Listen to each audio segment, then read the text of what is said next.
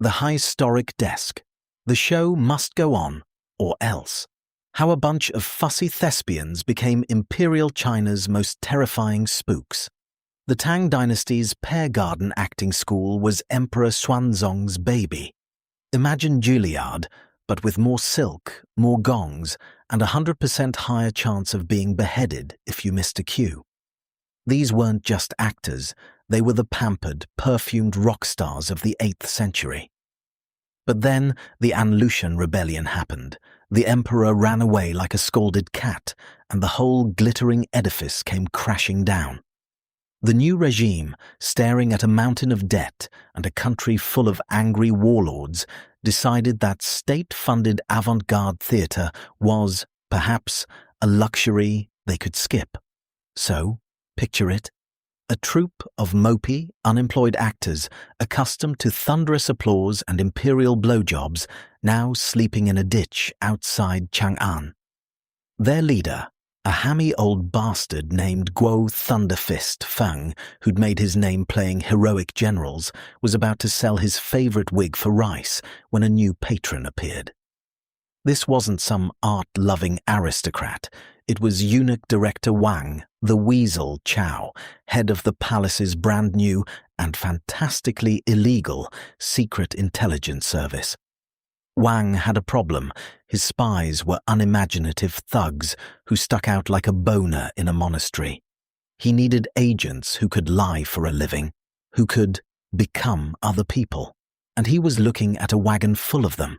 Thus was born the Bureau of Heavenly Disguise, or, as the terrified populace would later call them, the Painted Faces. And holy shit, were they good at it.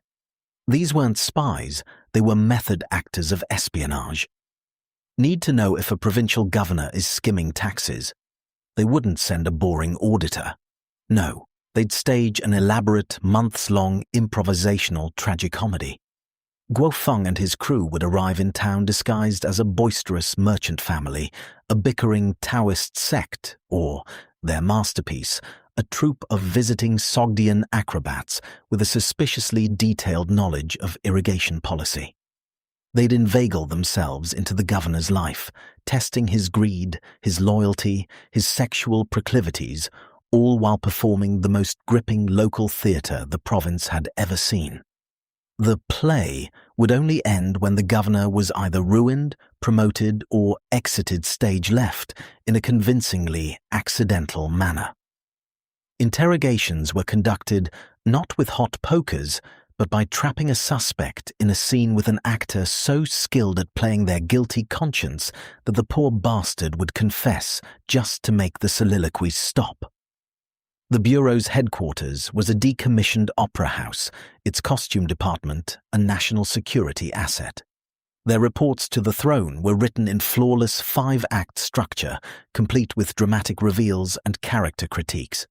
General Zhou's performance as loyal subject was wooden, his motivations unclear. We gave him the hook. For 50 years, they were the most effective and certifiably batshit intelligence agency on the planet. Officials weren't afraid of a dagger in the night.